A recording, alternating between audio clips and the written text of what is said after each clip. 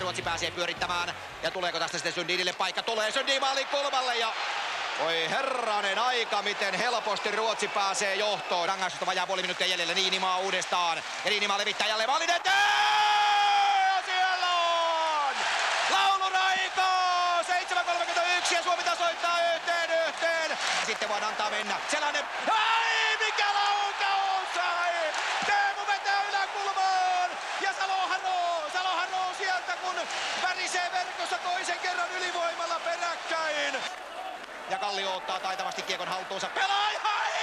Toppa vetää nolla kulmasta kiekon maaliin! 3-1, katsokaa mistä se menee! 4. rangaistus Ruotsin joukkueelle. Kallio jättää Rintaselle. Rintanen! Ja kova tilanne! Ja uusi paikka tulee! Ja sinne menee! Suomi siirtyy 4-1 johtoon! Koivu saa Tärströmin kimppuunsa. Suomen ylivoima pyörii mahtavasti. Ai! Uskotteko kotona? Peli on 5-1! Tätä en ole nähnyt 10 vuoden aikana. Tommi Salo otetaan kesken maalista pois. Ruotsilla on tällä hetkellä kiekko Peter Nordström laukoo ja kiekko menee maaliin. Ja tämä se juuri on tämä Ruotsin peli. Peli on 5-2 eli Ruotsi kaventaa.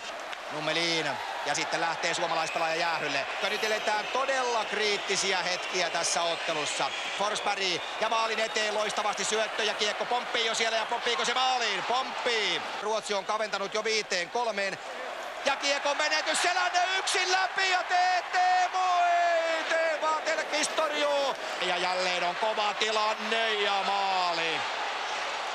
Kyllä nyt täytyy sanoa, että Ruotsi on käsittämätön joukkue. Ja vauhtiin ei Foppaa parane päästää. Taas blokataan suomalaispelaaja irti ja näin Forsberg pääsee tulemaan keskeltä vapaasti. Ja saa vietyä kiekon aivan vapaasti ja vanhan aikaisella. Ei voi olla totta. Ja näin se vain on, että Suomen 5-1 johto on muuttunut 5-5. Ja kiekko tulee viivalle, se tulee Sundinille ja tämän ohjaus. Ja arvatkaapas lipuuko kiekko maaliin. Käsittämätön on tapahtunut. Ruotsi on siirtynyt ottelussa 6-5 johtoon. Suomen maali on tyhjänä ja siitäkö vielä tehdään sitten lopullinen ratkaisu? Ei tehdä, mutta Ruotsi voittaa tämän ottelun. Käsittämättömän ottelun jälkeen. Kyllä on kalpeita poikaa Suomenkin vaihtoaitiossa.